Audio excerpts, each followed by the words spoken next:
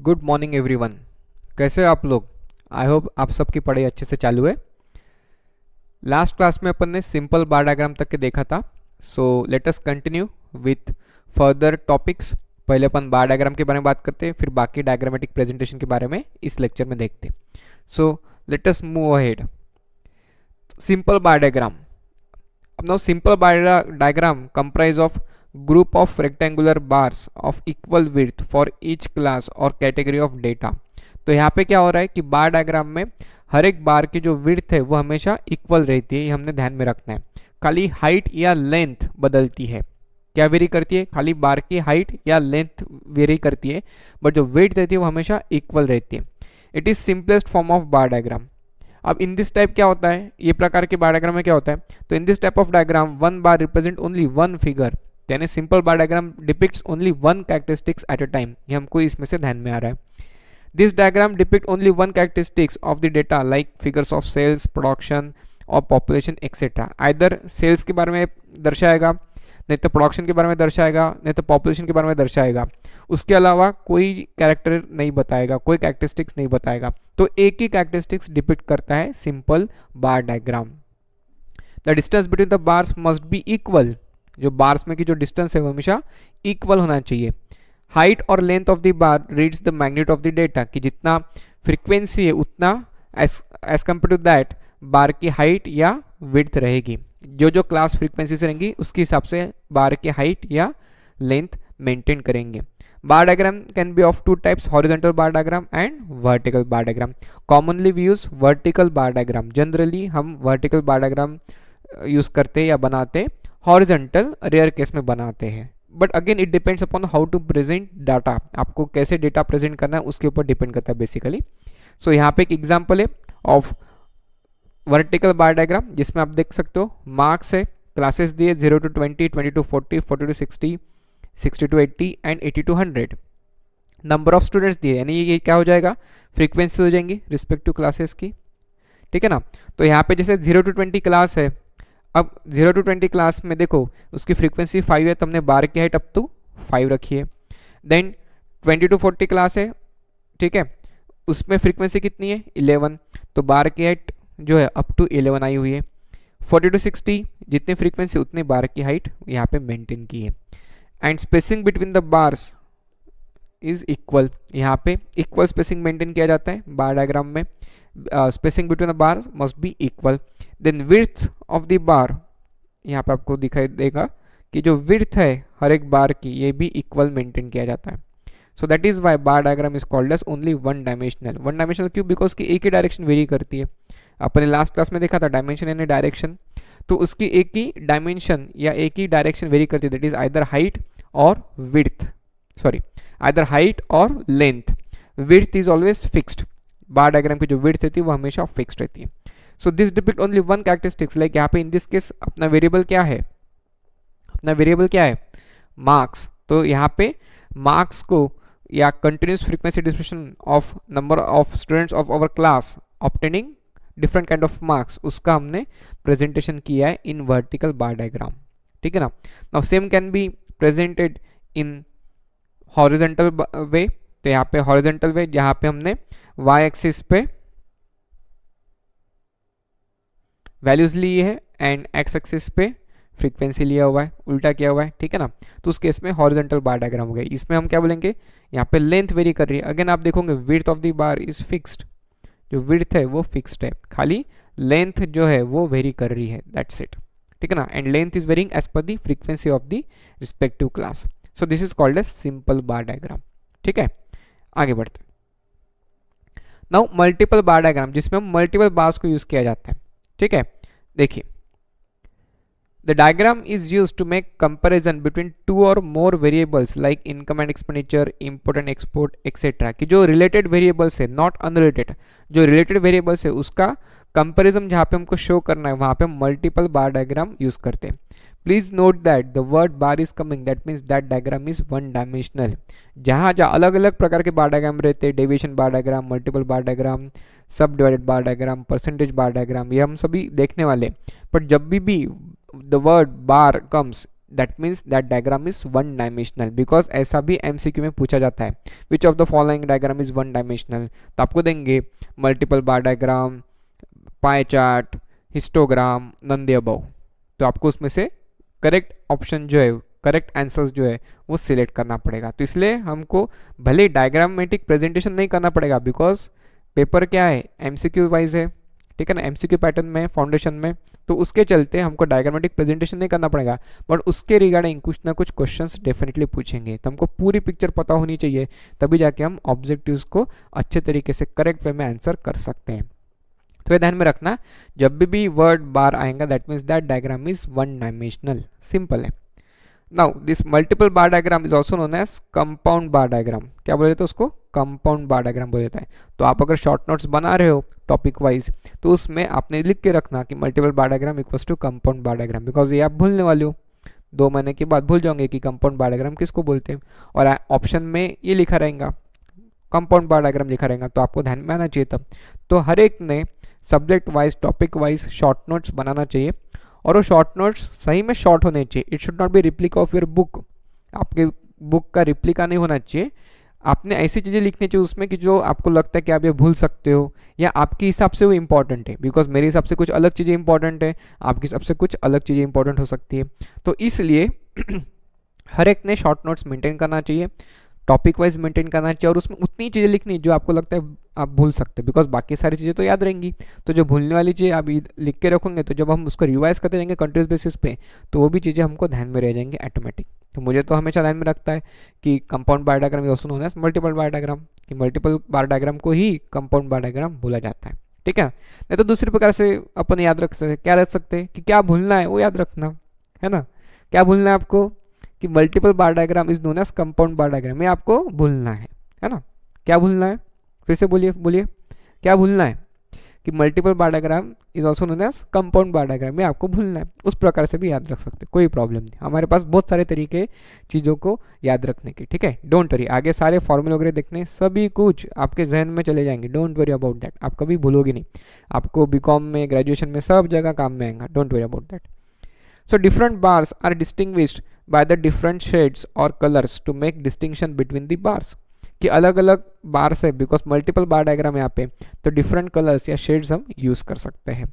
अब देखिए यहाँ पे जैसे क्वार्टरली डेटा दिया है, क्वार्टर ने पता है ना आपको, 3 मंथ्स का एक क्वार्टर बनता है, एक साल में 4 क्वार्टर्स आते हैं, तो Q1, Q2, Q3, Q4 है, और रीजन वाइज दिया हुआ है सेल्स, कि नॉर्थ रीजन को रेड इससे शो किया है, साउथ रीजन को ग्रीन इससे शो किया है, ईस्ट रीजन को ब्लू, मैं ब्लू ही बोलूँगा, ठीक है ना। आई होप सारे बॉयज़ भी ब्लू बोल रहे होंगे, गर्ल्स का थोड़ा प्रॉब्लम रहता है, वो इसको पर्पल या स्काई ब्लू या और कुछ बोल सकते हैं, बिकॉज हमारे बॉयज़ के लिए क्या रहता है, there are only 5 to 6 colours for boys, simple है, बॉयज़ की लाइफ सिंपल रहती है कि भाई काला, पीला, हरा, नीला, सफ़ेद, लाल, दैट्स इट, उतने ही कलर रहते हैं।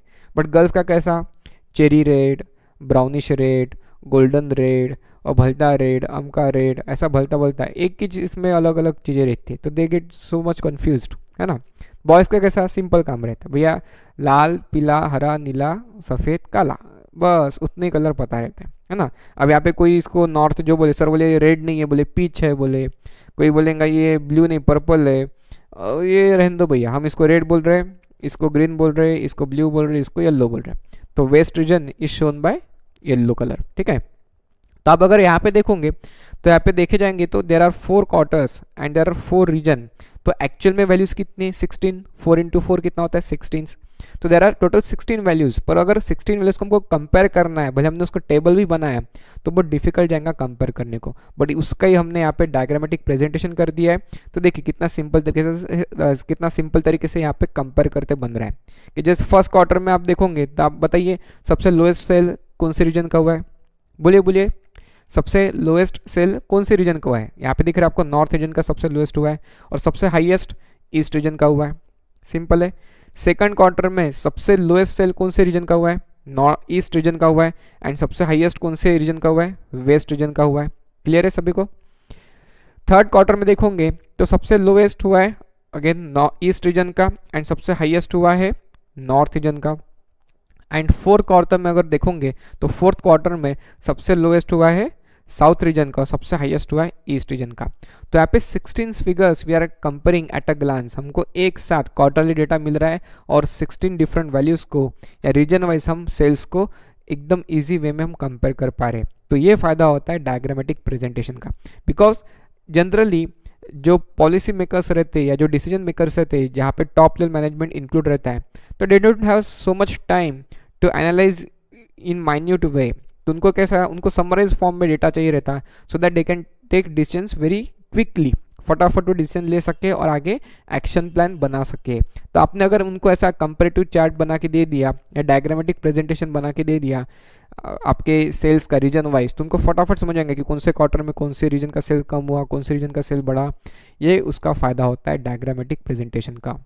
देन अपन ने वीडियो भी देखा था मिस्टर टिम कुक का, जो एप्पल के सीईओ है, उन्होंने कुछ कंपैरिजन बताया था पाया चार्ट के बीच में, है ना।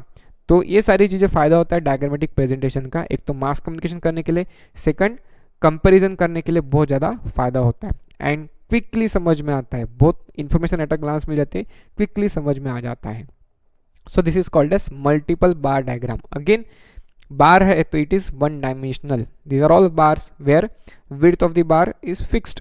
ये जो विड्थ है ये सारे बार्स के देखो ना, विड्थ सबकी फिक्स्ड है, खाली हाइट जो है वो वेरी कर रही है।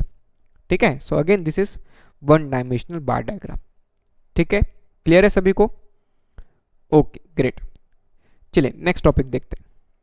Now sub divided, we are discussing about the different types of bar diagram. तो now sub divided bar diagram क्या होता है वो देखते हैं।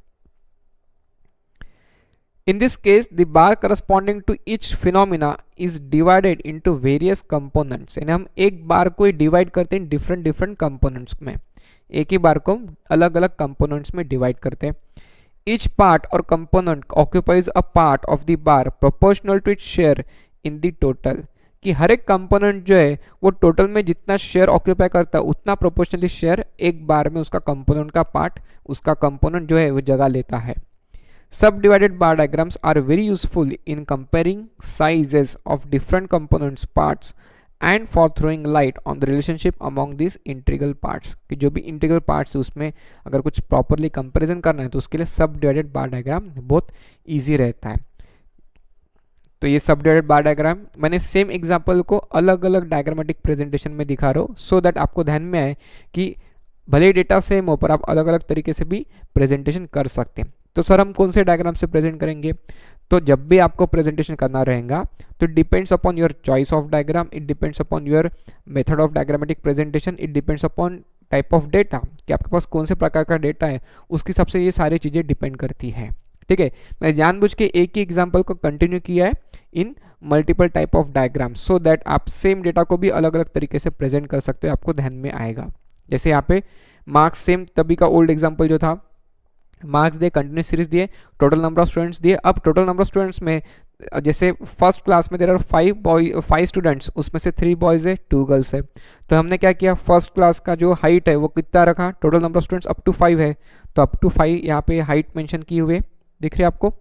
उसमें से 3 बॉयज़ है तो अप टू 3 जो है कंपोनेंट को डिवाइड किया तब तक के बॉयज़ मेंशन किया और उसके आगे गर्ल्स।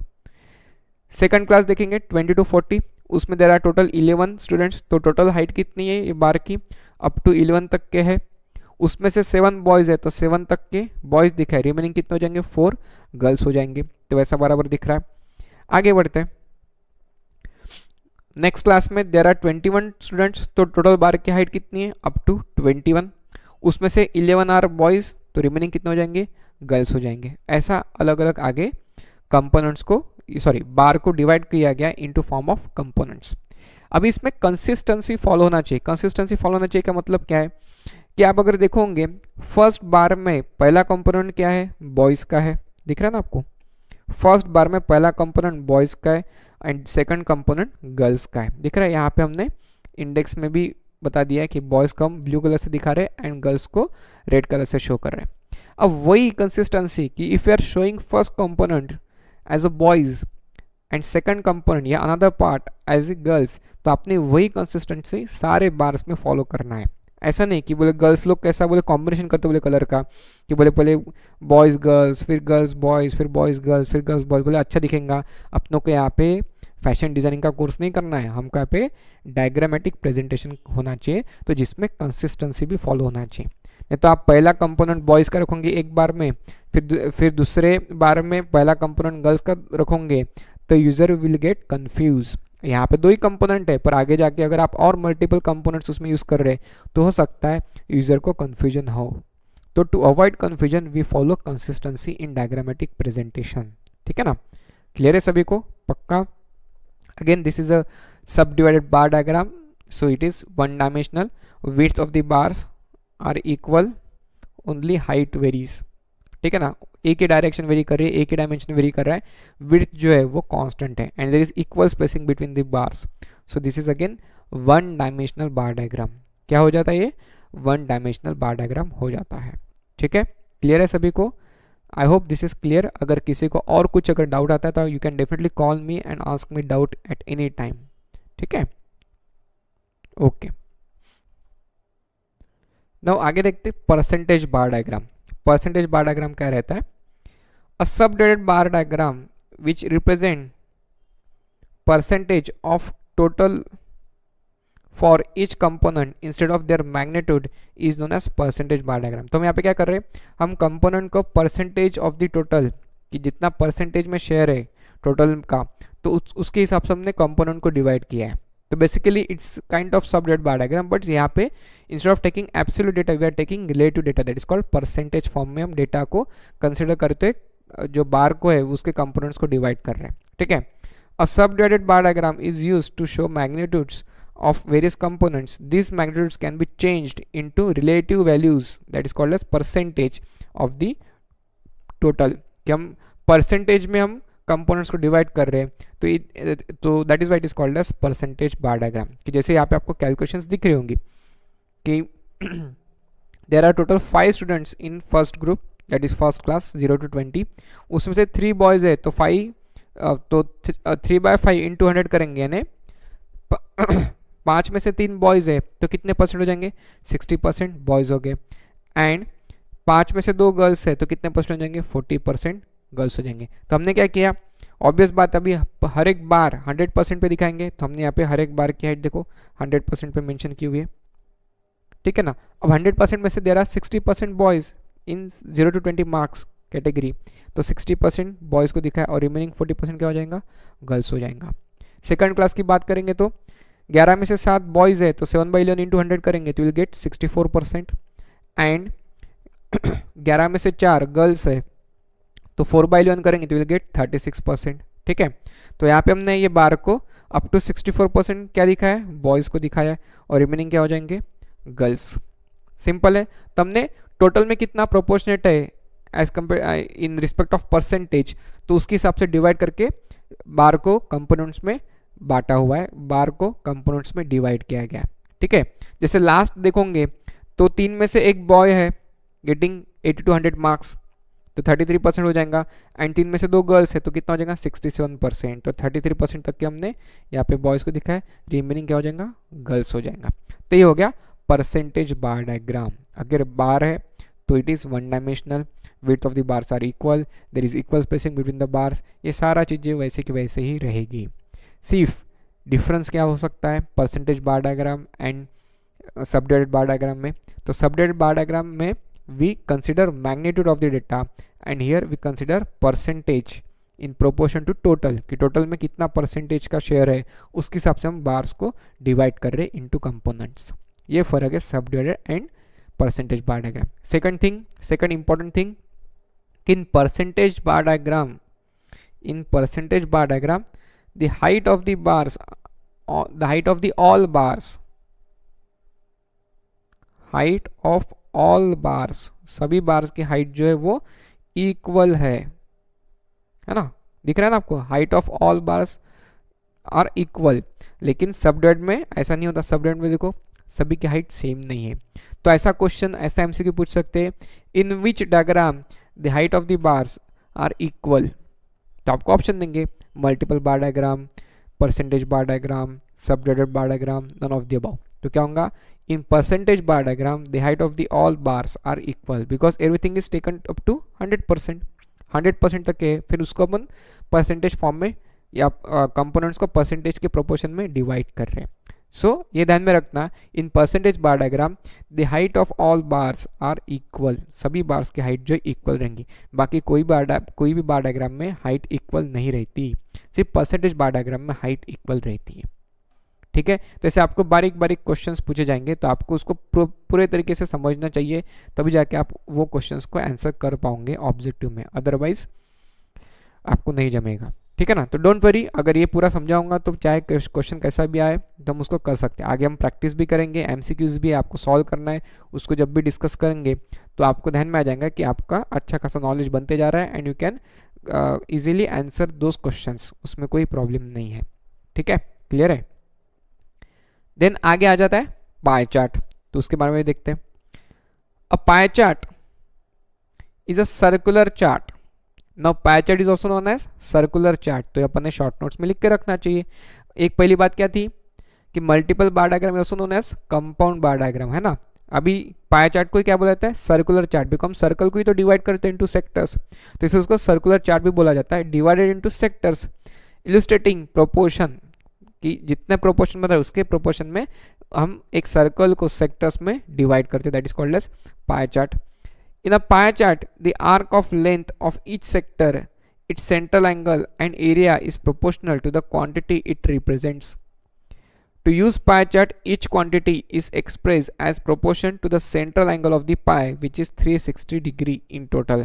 हम क्या कर रहे हैं, एक सर्कल को डिवाइड कर रहे हैं, तो सर्कल पूरा 360 डिग्री रहता ना, तो हम 360 को अलग अलग सेक्टर में डिवाइड कर रहे हैं, और हर एक सेक्टर जितना भी प्रोपोर्शन में बनता है वो बराबर रिप्रेजेंट करेगा, है ना.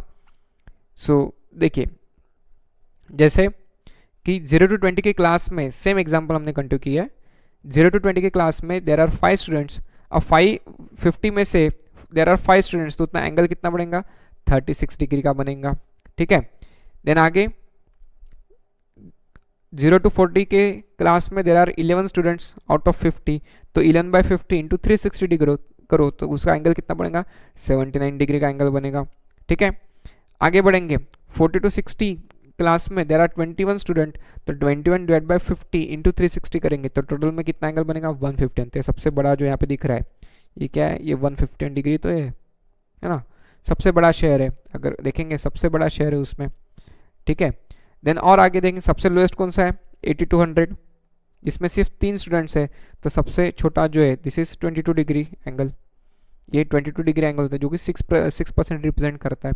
तो वो हिसाब से आप ऐसे पाई चार्ट को बता सकते हो. यहाँ पे आपको क्लास भी दिख रहा है नीचे, देन कलर भी उसको दिए, अलग अलग सेक्टर को अलग अलग कलर से रिप्रेजेंट किए, और आपको समझने के लिए परसेंटेज फॉर्म में भी वहाँ पे बताया गया है. जनरली परसेंटेज फॉर्म में नहीं बताया जाता है, बट आपको समझने के हिसाब से और वहाँ पे परसेंटेज के फॉर्म में भी बताया गया, तो आप कैलकुलेट करके उसको देख भी सकते हो. तो ये होता है pie chart. But make note that pie chart is two dimensional. Why it is two dimensional? Because we are dividing to the circles into sectors. These are called as sectors. हमें सेक्टर कितना बढ़ेगा वो किसके ऊपर depend करता है, angular, ये जो हम एंगल का कैलकुलेशंस कर रहे हैं इसके ऊपर से डिपेंड करता है आपका सेक्टर कितना बड़ा रहेगा. तो these are all called as sectors, इसको सेक्टर्स बोला जाता है. ठीक है ना. तो हम ध्यान में रखेंगे कि ये सर्कल को जो भी डिवाइड होता है तो it is divide by sectors. ठीक है, क्लियर है सभी को, सिंपल है ना. छोटी छोटी चीज़ें ध्यान में रखना है, हमको छोटी छोटी चीज़ें समझना है, बाकी के तो आप पहले भी निकाल चुके हो. पाई चार्ट वगैरह आपके 10th क्लास में 11-12 क्लास में भी ये कर चुके हो, पाई चार्ट डायग्राम वगैरह, इसलिए मैं बहुत ज़्यादा डिटेल में नहीं जा रहा हूँ. यहाँ पे आपको कैलकुलेशंस भी दिखाए गए हैं एंड यहाँ पे नीचे उसकी डायग्राम भी दिखाई गई, तो आप उसके ऊपर से डेफिनेटली समझ सकते हो. ध्यान में क्या रखेंगे, इसमें भूलने वाली बात क्या है कि pie chart is two dimensional. ये जनरली स्टूडेंट्स भूल जाते हैं, because we are dividing circle, circle is nothing but two dimensional diagram. So pie chart is also two dimensional diagram. Clear है सभी को, ठीक है. जो आगे हिस्टोग्राम. अब हिस्टोग्राम क्या रहता है. Now histogram is a graph of frequency distribution in which the class intervals are plotted on the x-axis and the respective frequencies on y-axis. तो हम फ्रीक्वेंसीज को वाई एक्सिस पे कंसिडर करते हैं एंड क्लासेस को या क्लास इंटरवल्स को X axis पे प्लॉट करते हैं. It is two dimensional diagram. So histogram is two dimensional, दो dimensional, it is two dimensional diagram. ठीक है ना. Now the histogram is very popular method of presenting continuous series or class interval frequency distribution. So basically histogram can be made only for continuous frequency distribution. It cannot be made for discrete series. This can be made only for continuous distribution. ठीक है, a histogram is never drawn for discrete variable. discrete variable के लिए हम histogram बना ही नहीं सकते, हम सिर्फ continuous frequency distribution के लिए ही histogram बना सकते हैं. क्यों ऐसा? देखिए, the height or length of each rectangle shows frequency of the class and breadth indicates size of class interval. और यहाँ पे क्या बोला है? The height or length of each rectangle, bar word use नहीं किया है, rectangle, because rectangle is 2 dimensional, bar is 1 dimensional. तो आप बी केयरफुल अबाउट दैट, ठीक है ना, बिकॉज हिस्टोग्राम इज 2 डायमेंशनल, इसलिए यहाँ पे वर्ड क्या यूज किया गया है? Rectangle, not bar. ठीक है, सो हाइट और length of each rectangle shows the frequency of the class and breadth indicate size of class interval. कि वो रेक्टेंगल की जो विड्थ रहेंगी that indicates size of class interval यानी क्लास लेंथ, एंड हाइट जो indicate करेगी, height जो रहेंगी रेक्टेंगल की वो क्या इंडिकेट करेगा? Frequency of the particular class. Therefore the total area covered bye histograms represent the total frequencies. ये हिस्टोग्राम की प्रॉपर्टी है जिसको आपको ध्यान में रखना पड़ेगा कि area covered under the histogram represent total frequency. ठीक है, area covered under the histogram represent total frequency. ठीक है, each rectangle is adjacent to each other to give continuous picture. Adjacent यानी एक में को चिपक के, यानी एक रेक्टेंगल एक में को चिपक के रहेंगे, आजू बाजू नहीं. बार डायग्राम में क्या होता है? There is equal spacing between the bars, but histogram के केस में हर एक रेक्टेंगल जो है वो एक में को चिपक के रहेगा, that is adjacent to each other. Histogram can also be use to determine the value of mode. हम हिस्टोग्राम से मोड के लिए निकाल सकते हैं. मोड क्या? It is a type of average. हम आगे जाके पढ़ने वाले नेक्स्ट चैप्टर में हम 5 प्रकार के एवरेज पढ़ेंगे. कौन से? Arithmetic mean, median mode, harmonic mean, geometric mean. तो उसमें से वन ऑफ द एवरेज जो है that can be graphically determined by histogram. तो हिस्टोग्राम से हमको मोड की वैल्यू ऑब्टेन कर सकते हैं. कैसे करेंगे? जब हिस्टोग्राम देखेंगे तभी मैं आपको बता दूंगा. ठीक है, अब देखिए यहाँ पे हमने हिस्टोग्राम बनाया, ये हमारा कंटिन्यूस सीरीज है. मार्क्स दिए, नंबर ऑफ स्टूडेंट्स दिए. पहला क्लास 0 to 20, ठीक है, दूसरा class 20 to 40, then 40 to 60, 60 to 80, 80 to 100. ऐसा पूरा यहाँ पे कंटिन्यूस पिक्चर शो कर रहा है. These are all called as rectangles. हम इसको क्या बोलेंगे? रेक्टेंगल्स है. These are not called as bars because width, देखो विड्थ किसके ऊपर डिपेंड कर रही है? The width of the rectangle is depending upon class length. अब यहाँ पे हर एक रेक्टेंगल या यहाँ पे हर एक क्लास की जो फ्रीक्वेंसी क्लास लेंथ है वो इक्वल है, तो इसलिए यहाँ पे हर एक रेक्टेंगल की विड्थ भी इक्वल है. And height is depending upon the frequency of the respective class, कि इसकी जो भी हाइट है वो किसके ऊपर डिपेंड कर रहा है? Frequency of respective class. Here you can definitely show, you can see that each rectangle is adjacent to each other. एक में को चिपक के दिख रहे, हर एक रेक्टेंगल एक में को चिपक के. There is no space between the rectangles, but in bar diagram there is space between the rectangle. So bar diagram can be drawn for discrete as well as continuous series, but this histogram can only be drawn for continuous. It cannot be drawn for discrete series. Clear है सभी को?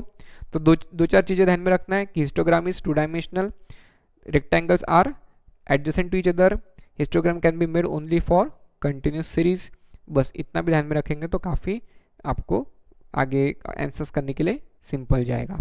ठीक है, now एक अपन differentiate देख लेते हैं with in bar diagram and histogram. उसका क्या डिफरेंशिएट होता है वो अभी देख लेते हैं. देखिए, इन histogram is 2 dimensional, that is both length and width are taken into consideration. It is 2 dimensional है because the rectangle की जो width है that depends upon class length and rectangle की जो height है that depends upon frequency of the respective class. Bar diagram is 1 dimensional, that is only length of the bar is kept in mind and not the width, because width of all bars are equal. खाली length या height ही vary करती है, बाकी width vary नहीं करती. So that is why bar diagram is called as 1 dimensional. bar को क्या बोलते हैं? 1 dimensional बोलते हैं. and histogram is called as 2 dimensional. In histogram the rectangles are adjacent to each other. सारे rectangles जो है वो एक में को चिपक के रहते हैं, adjacent to each other रहते हैं. In bar diagram, the bar diagram prepared at proper spacing between two bars. There is always equal spacing between two bars. जो भी जितने भी बार्स आप मेंशन करोगे उसमें हमेशा इक्वल स्पेसिंग रहेंगी in bar diagram, but histogram में all rectangles are adjacent to each other, एक में को चिपक के रहते हैं. In histogram class frequencies are shown by the area of rectangles because that is the property key. The area of rectangles covered by the area of the histogram represent total frequency. ये histogram की property. In case of bar diagrams they are shown by height of bars. Simple. आगे histogram can be drawn only for continuous variable, but whereas bar diagram can be drawn both for discrete as well as continuous variable. Bar जो है दोनों variables के लिए बना सकते हैं, continuous as well as discrete, but histogram can be drawn only for continuous variables. That's it. तो ये डिस्टिंक्शन पॉइंट्स है. देयर आर 4 पॉइंट्स जो आपको ध्यान में रहने चाहिए. सिंपल सिंपल तो है, जैसे हम डायग्राम देखते हैं उसके ऊपर से तो हमको सारे डिस्टिंक्शन पॉइंट्स ध्यान में आ जाते हैं. क्लियर है सभी को? पक्का? ठीक है. अभी नेक्स्ट डायग्रामेटिक प्रेजेंटेशन है फ्रीक्वेंसी पॉलीगॉन. देखिए अभी हिस्टोग्राम के ऊपर से हम फ्रीक्वेंसी पॉलीगॉन को बना सकते हैं, डिराइव कर सकते हैं. वैसे frequency polygon discrete as well as continuous series के लिए भी बनाया जाता है. अगर कंटिन्यूस सीरीज के लिए बनाना है फ्रीक्वेंसी पॉलीगॉन को तो हमको पहले हिस्टोग्राम को ड्रॉ करना पड़ेगा, देन उसके ऊपर से हम फ्रीक्वेंसी पॉलीगॉन ऑब्टेन कर सकते हैं. देखिए कैसा होता है. A frequency polygon is another method of representing a frequency distribution on a graph. कि अगर frequency distribution को आपको अगर दिखाना है on a graph paper तो आप उसको frequency polygon method से भी बता सकते हैं. Frequency polygon is an alternative to histogram and is also derived from histogram. कि it can be alternative to histogram because histogram cannot be made for discrete series. तो इन दैट केस अगर हमको frequency का comparison करना है, दो series के frequency का कंपैरिजन करना है तो उस केस में हम फ्रीक्वेंसी पॉलीगॉन बना सकते हैं फॉर डिस्क्रीट सीरीज. और अगर कंटिन्यूस सीरीज में अगर फ्रीक्वेंसी का कंपैरिजन करना है तो उस केस में पहले we need to draw histogram and उसके ऊपर से हम फ्रीक्वेंसी पॉलीगॉन डेफिनेटली बना सकते हैं. It is more suitable as compared to histogram when two or more frequency distributions are to be compared. जब हमारे पास दो सीरीज रहते हैं एंड दो सीरीज का फ्रीक्वेंसी डिस्ट्रीब्यूशन कंपेयर करना है तो it is more suitable than histogram. वैसे हिस्टोग्राम से भी फ्रीक्वेंसी कंपेरिजन हो सकता है, बट अगर फ्रीक्वेंसी पॉलीगॉन हम ड्रॉ करेंगे तो it is more suitable for comparison within two और more series. Frequency polygon can be constructed either for discrete series और फॉर कंटिन्यूस सीरीज. दोनों के लिए कंस्ट्रक्ट कर सकते हैं, आइदर डिस्क्रीट के लिए या कंटिन्यूस के लिए, दोनों के लिए भी कर सकते हैं. तो let us first see about continuous series कि कैसे फ्रीक्वेंसी पॉलीगॉन कंटिन्यूस सीरीज के लिए बनाया जाता है.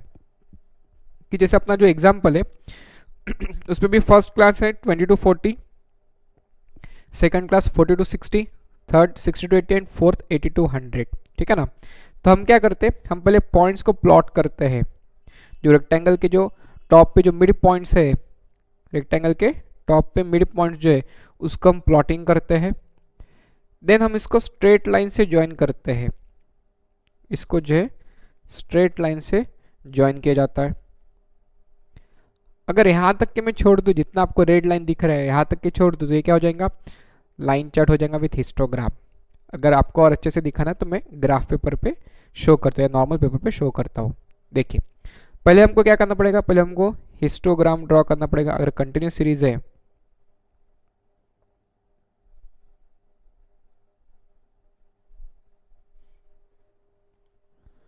तो हमने यहाँ पे पहले हिस्टोग्राम ड्रॉ कर लिया.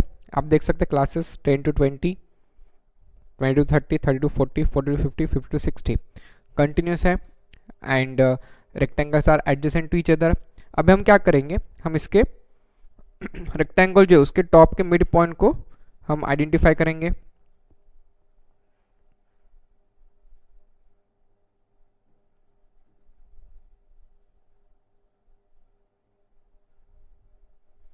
टॉप के मिड पॉइंट को आइडेंटिफाई कर लिया.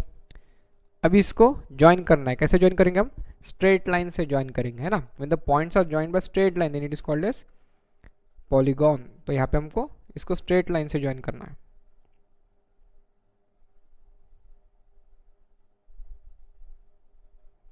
हमने यहाँ पे स्ट्रेट लाइन पे ज्वाइन कर दिया. अभी अगर यहाँ पे हम स्टॉप कर देंगे तो this will be called as line chart with histogram. ये लाइन चार्ट और पॉलीगॉन में कुछ फर्क ही नहीं रहेगा, है ना। तो कभी भी ध्यान में रखना, every polygon start with x-axis and every polygon end at x-axis। कभी भी polygon जो है it will start from x-axis and it will end at x-axis। अगर आप यहीं पे stop कर दोगे तो this will be called as line chart and histogram। आपको क्या ड्रॉ करना है, frequency polygon। तो हम इसको क्या करते हैं कि जैसा पहला क्लास है हमारा 10 to 20, उसके प्रीवियस क्लास क्या रहेगा 0 to 10, तो उसका मिड पॉइंट हम आइडेंटिफाई करते। ये 5 पे हमने आइडेंटिफाई कर लिया और इसको हम स्ट्रेट लाइन से ज्वाइन कर लेते। ठीक है, लास्ट क्लास क्या है हमारा, है लास्ट क्लास यहाँ पे 50 to 60, उसका नेक्स्ट क्लास क्या बनेगा 60 to 70, उसका मिड पॉइंट हम यहाँ पे प्लॉट कर लेंगे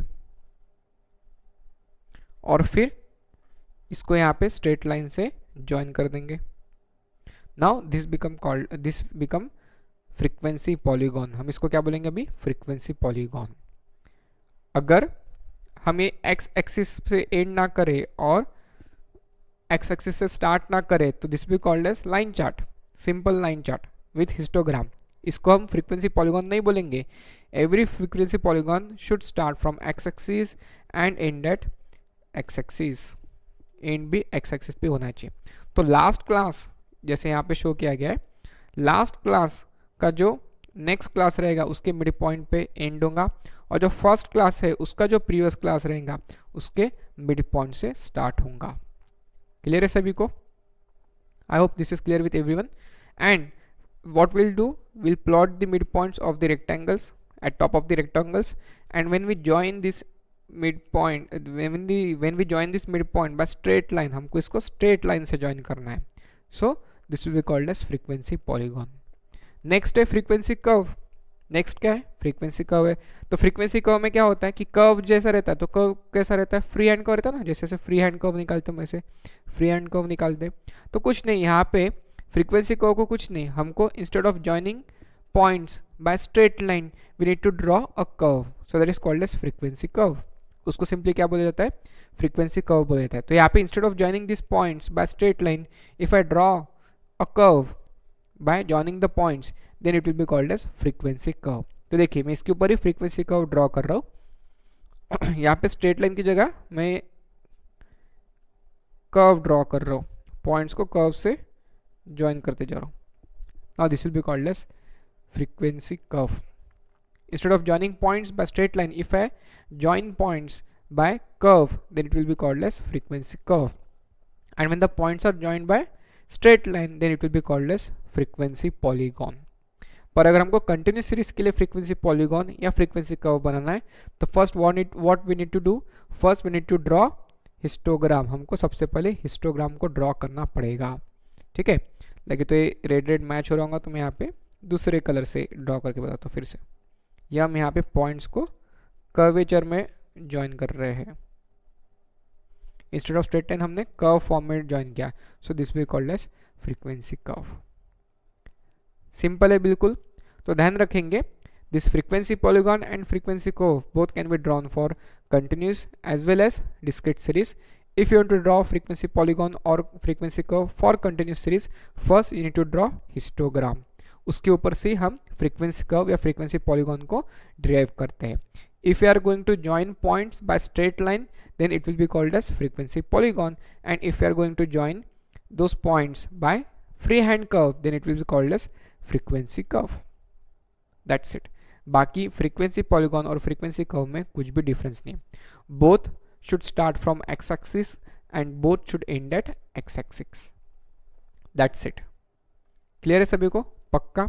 और अगर डिस्क्रीट सीरीज है तो डिस्क्रीट सीरीज के लिए सिंपल है, वो भी करके दिखा दे तो एक बार। चलिए करते हैं। डिस्क्रीट सीरीज के लिए कैसे करेंगे वो देखते हैं। देखिए ये डिस्क्रीट सीरीज है, इसमें हमने वैल्यूज को एक्स एक्सिस पे लिया हुआ है और उसके जो रिस्पेक्टिव फ्रीक्वेंसी रहेंगी उसको वाई एक्सिस पे प्लॉट किया है। अब अगेन फर्स्ट वैल्यू है 10 और उसके 10 के बाद 20, फिर 30, फिर 40, तो वही हिसाब से 10 की पहली वैल्यू क्या रहेंगी 0। ठीक है ना, तो यहाँ से हम स्ट्रेट लाइन से ड्रॉ करेंगे,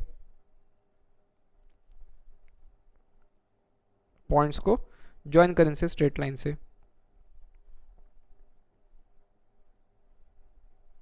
अभी 50 अभी 50 पे है ना, अब 50 के बाद नेक्स्ट वैल्यू क्या है 60, तो 60 को एक्स एक्सिस पे ज्वाइन कर देंगे। तो ये हो गया frequency polygon for discrete series, ये हो गया frequency polygon for discrete series.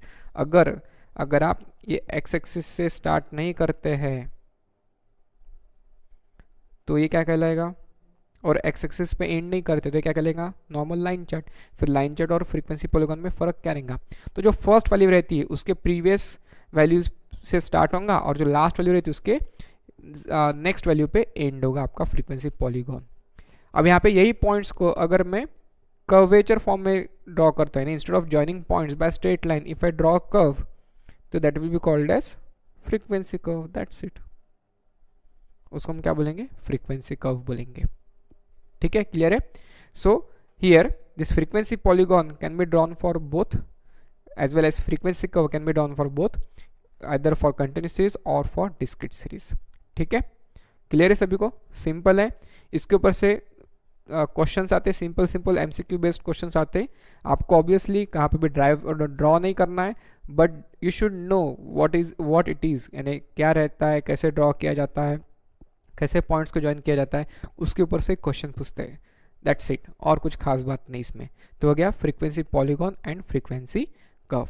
यहाँ पे हमारे डायग्राम में हिस्टोग्राम दिया हुआ है, यहाँ पे हमने रेक्टेंगल के टॉप पॉइंट्स को, मिड पॉइंट्स को पहले प्लॉट किया है, दिख रहा है आपको, ये प्लॉट किया है। एंड फिर यहाँ पे फर्स्ट क्लास है 20 to 40, तो उसका प्रीवियस क्लास क्या होगा 0 to 20 के मिड पॉइंट पे यहाँ पे प्लॉटिंग किया है एक्स एक्सिस पे, जिसकी फ्रीक्वेंसी क्या रहेंगी 0, तो फ्रीक्वेंसी 0 ने क्या है एम्प्टी क्लास समझा जाता है। ठीक है, लास्ट क्लास है 80 to 100, उसका नेक्स्ट क्लास क्या बनेगा 100 to 120, उसके मिड पॉइंट पे एक्स एक्सिस पे प्लॉट किया हुआ है, उसकी भी फ्रीक्वेंसी क्या रहेंगी 0, इसका मतलब ये क्या रहेगा एम्प्टी क्लास। और फिर ये लाइन को स्ट्रेट लाइन से ज्वाइन किया है टू गेट फ्रीक्वेंसी पॉलीगॉन, इसको फ्रीक्वेंसी पॉलीगॉन कहते हैं।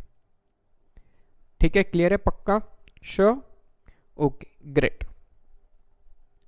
ना एक बार फ्रीक्वेंसी कर्व तो मैंने वैसे बता दिया है, बट एक बार थियोरेटिकल भी पढ़ लेते सो दैट पूरा अच्छे तरीके से कवर हो जाएगा। देखिए, when the vertices of a frequency polygon are joined by a smooth curve, points are joined by smooth curve, the resulting figure is known as frequency curve. It is also known as smooth frequency curve, उसको और क्या बोला जाता है smooth frequency curve भी बोला जाता है।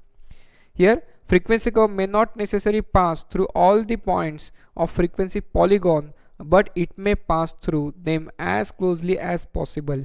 हो सकता है कभी कभी ऐसा कुछ आपके पॉइंट्स वर्टाइसेस प्लॉट हो कि जरूरी नहीं कि जैसा frequency, because every 2 points are in straight line, but जब आप कर्वेचर निकाल रहे हो तो सारे पॉइंट से ही कर्व पास होंगे ऐसा जरूरी नहीं, but it may pass through them as closely as possible.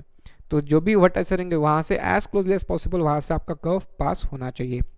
The curve is made free hand in such a manner that the area included under the curve is approximately the same as that of polygon, कि curve आपने इस हिसाब से draw करना चाहिए कि जितना area polygon के अंदर कवर हो रहा है उतने अप्रोक्सीमेटली फ्रीक्वेंसी कर्व के अंदर भी कवर हो जाना चाहिए।